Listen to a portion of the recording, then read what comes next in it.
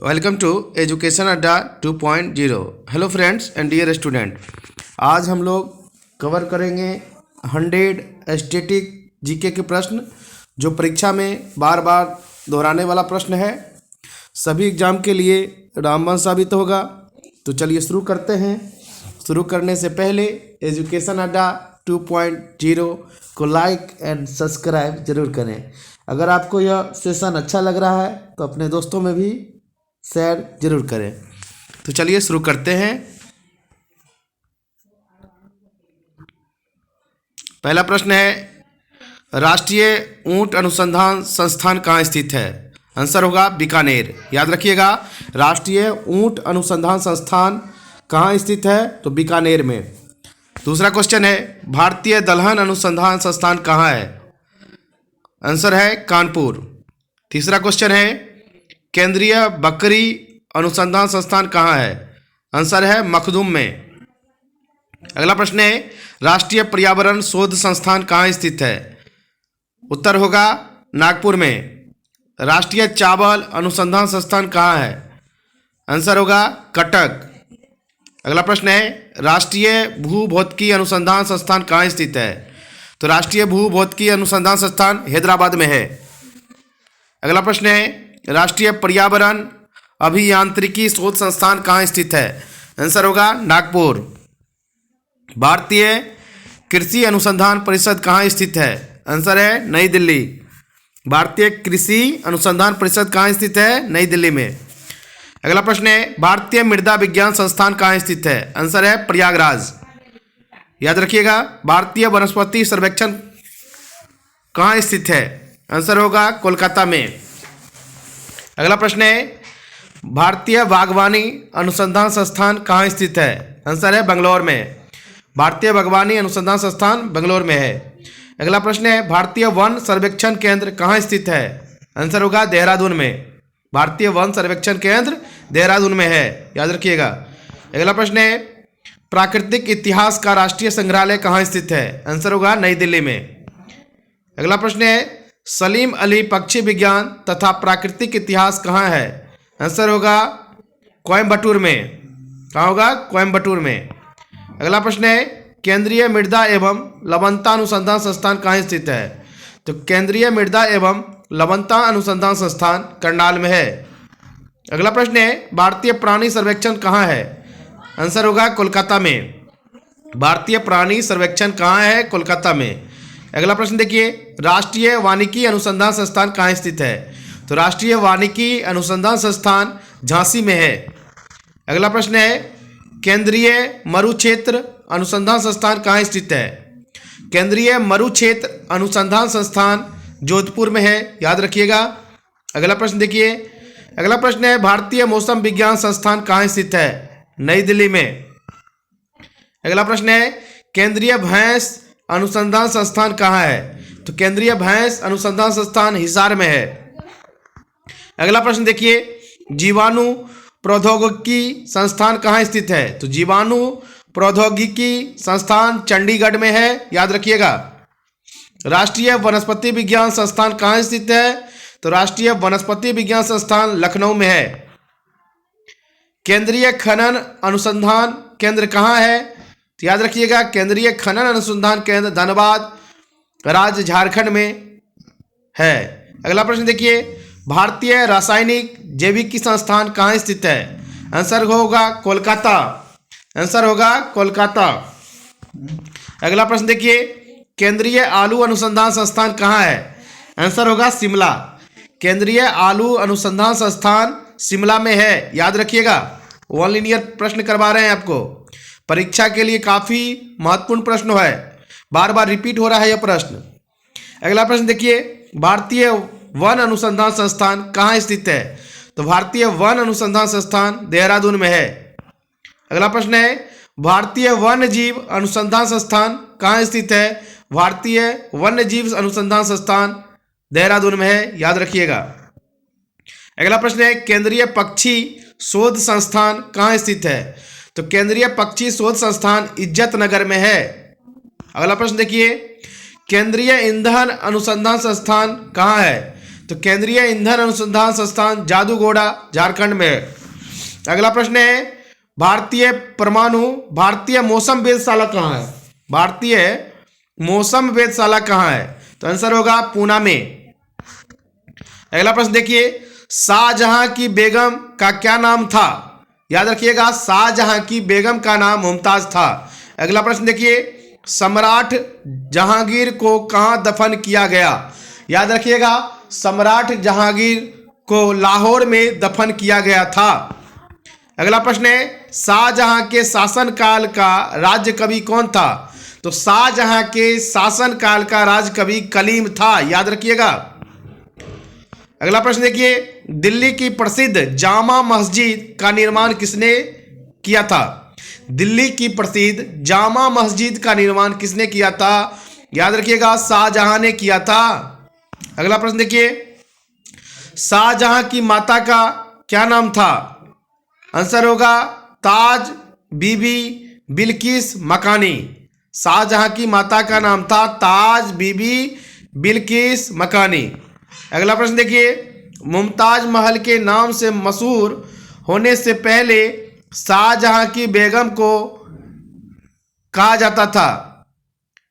Answer होगा अंजुमदो बानो, अर्जुमदो बानो। अगला प्रश्न देखिए, जहांगीर के सबसे छोटे बेटे शहरयार की शादी किसके साथ हुई थी? जहांगीर के सबसे छोटे बेटे शहरयार की शादी किसके साथ हुई थी? याद रखिएगा, शहरयार की शादी हुआ था नूरजहां के पहले पति से उत्पन्न पुत्री से। अगला प्रश्न है, शाहजहां ने किसकी सहायता से राजगद्दी हासिल की? शाहजहां ने किसकी सहायता से राजगद्दी हासिल की? आंसर होगा अशफाक खान। ठीक है। अगला प्रश्न देखिए, शाहजहां के समय कौन सी जगह मुगल के हाथ से निकल गई थी? शाहजहां के समय कौन सी जगह मुगल के हाथ से निकल गई? आंसर होगा कंधार। अगला प्रश्न है, ताजमहल का निर्माण कार्य कब शुरू किया गया था? याद रखिएगा, ताजमहल का निर्माण कार्य 1632 ईस्वी में शुरू किया गया था। अगला प्रश्न है, लाल किला और किला ए मुबारक का निर्माण किसने करवाया था? आंसर होगा शाहजहां ने। ठीक है, लाल किला और किला ए मुबारक का निर्माण शाहजहां ने करवाया था। अगला प्रश्न देखिए, शाहजहां ने अपनी बेगम मुमताज महल का मकबरा कहाँ बनाया था? आंसर होगा आगरा में। शाहजहां ने अपनी बेगम मुमताज महल का मकबरा आगरा में बनाया था। अगला प्रश्न देखिए, मुमताज महल के मकबरे को किस नाम से जानते हैं? आंसर होगा ताजमहल। ठीक है। अगला प्रश्न देखिए, ताजमहल के निर्माण में कितना समय लगा था? आंसर होगा 20 साल। ताजमहल के निर्माण में कितना समय लगा था? तो 20 साल। याद रखिएगा। अगला प्रश्न है, शाहजहां ने आगरा से अपनी राजधानी कहाँ परिवर्तित किया था? याद रखिएगा, शाहजहां ने आगरा से अपनी राजधानी शाहजहानाबाद यानी कि पुरानी दिल्ली हस्तांतरित किया था। ठीक है। ताजमहल के वास्तुविद कौन थे? यानी कि ताजमहल को बनाने वाले कौन थे? तो याद रखिएगा, उस्ताद ईसा खां और उस्ताद अहमद लाहौरी, ये दोनों व्यक्ति मिलकर ताजमहल बनाए थे। उस्ताद ईसा खां और उस्ताद अहमद लाहौरी, याद रखिएगा। अगला प्रश्न देखिए, अगला प्रश्न है, ताजमहल को बनाने में इस्तेमाल किया गया संगमरमर कहाँ से लाया गया था? ताजमहल को बनाने में इस्तेमाल किया गया संगमरमर कहाँ से लाया गया? आंसर होगा मकराना, राजस्थान में पड़ता है। अगला प्रश्न है, आगरा का मोती मस्जिद किसने बनवाया था? आंसर होगा शाहजहां ने। आगरा का मोती मस्जिद शाहजहां ने बनवाया था। मयूर सिंहासन को बनाने वाला कलाकार का क्या नाम था? याद रखिएगा, बादल खां। क्या था? बादल खां। अगला प्रश्न है, मुगल चित्रकला किसके राज्यकाल में अपनी पराकाष्ठा पर पहुंची? आंसर होगा जहांगीर। मुगल चित्रकला किसके राज्यकाल में अपनी पराकाष्ठा पर पहुंची? जहांगीर। अगला प्रश्न देखिए, मयूर सिंहासन किसने बनवाया था? आंसर होगा शाहजहां। मयूर सिंहासन किसने बनवाया था? आंसर होगा शाहजहां। शाहजहां के समय आने वाला फ्रांसीसी का नाम क्या था? आंसर होगा फ्रांसिस बर्नियर और ट्रेवेनियर। शाहजहां के समय आने वाला फ्रांसीसी का नाम था फ्रांसिस वर्नियर और ट्रेवेनियर। याद रखिएगा। शाहजहां के बचपन का क्या नाम था? तो याद रखिएगा, शाहजहां का बचपन का नाम खुर्रम था। अगला प्रश्न है, शाहजहां के दरबार में संस्कृत के कौन से पंडित मौजूद थे? शाहजहां के दरबार में संस्कृत के कौन से पंडित मौजूद थे? याद रखिएगा, कविंद्राचार्य, सरस्वती और जगन्नाथ पंडित। अगला प्रश्न देखिए। अगला प्रश्न है, नंद लोग कहाँ राज करते थे? आंसर होगा मगध में। नंद लोग कहाँ राज करते थे? मगध में। भारत का सबसे प्राचीन धार्मिक ग्रंथ किसे माना जाता है? भारत का सबसे प्राचीन धार्मिक ग्रंथ किसे माना जाता है? वेद को। अगला प्रश्न है, चंद्रगुप्त मौर्य ने देश को किसके कुशासन से बचाया था? चंद्रगुप्त मौर्य ने देश को किसके कुशासन से बचाया था? आंसर होगा, चंद्रगुप्त मौर्य ने देश को नंदों के कुशासन से बचाया था। अगला प्रश्न देखिए, वेद का संकलनकर्ता कौन है? तो वेद का संकलनकर्ता महर्षि देवपायन वेदव्यास है। याद रखिएगा। पाटलिपुत्र किसकी राजधानी थी? मौर्य राजाओं की राजधानी पाटलिपुत्र थी। याद रखिएगा। वेदों की संख्या कितनी है? 4। वेदों की संख्या कितनी है? 4। अगला प्रश्न देखिए, कलिंग के युद्ध ने अशोक में क्या परिवर्तन किया? उत्तर होगा, उसने भविष्य में कोई लड़ाई न लड़ने का निर्णय लिया था। कलिंग का युद्ध 261 BC में हुआ था, है ना। इसी समय जो है अशोक ने यह निर्णय लिया कि भविष्य में हम कोई भी युद्ध नहीं लड़ेंगे। याद रखिएगा। हम्पी किसकी राजधानी थी? तो विजयनगर साम्राज्य की राजधानी हम्पी थी। याद रखिएगा। हम्पी किसकी राजधानी थी? विजयनगर साम्राज्य की। वेदों का कर्म क्या है? ऋग्वेद, सामवेद, यजुर्वेद, अथर्ववेद। 4 वेद होता है। वेदों का कर्म भी यही है, ऋग्वेद, सामवेद, यजुर्वेद और अथर्ववेद। याद रखिएगा। अगला प्रश्न है, भारतीय इतिहास स्वर्ण युग किस वंश को कहा जाता है? आंसर होगा गुप्त वंश को। भारतीय इतिहास का स्वर्ण युग किस वंश को कहा जाता है? तो गुप्त वंश को। भारत का नेपोलियन किस राजा को कहा जाता है? आंसर होगा समुद्रगुप्त को। सबसे पुराना वेद कौन सा है? आंसर होगा ऋग्वेद। सबसे पुराना वेद कौन सा है? ऋग्वेद। नालंदा विश्वविद्यालय किस राज्य में था? आंसर होगा बिहार में। नालंदा विश्वविद्यालय किस राज्य में था? आंसर होगा बिहार में। चालुक्य वंश कहाँ स्थित था? आंसर होगा वातापी में। चालुक्य वंश कहाँ था? वातापी में। ऋग्वेद में मंडलों की संख्या कितनी है? आंसर होगा 10। सातवाहन राज के दक्षिण में क्या था? आंसर होगा चरी राजाओं का राज, चोल राजाओं का राज और पांड्य राजाओं का राज। सातवाहन राज के दक्षिण में था चरी राजाओं का राज, चोल राजाओं का राज और पांड्य राजाओं का राज। याद रखिएगा साथियों। अगला प्रश्न देखिए, चोल राजाओं का केंद्र कहाँ था? आंसर होगा तंजौर में। चोल राजाओं का केंद्र तंजौर में था। याद रखिएगा। ऋग्वेद में सूतकों की संख्या कितनी है? तो 1028 सूतक है।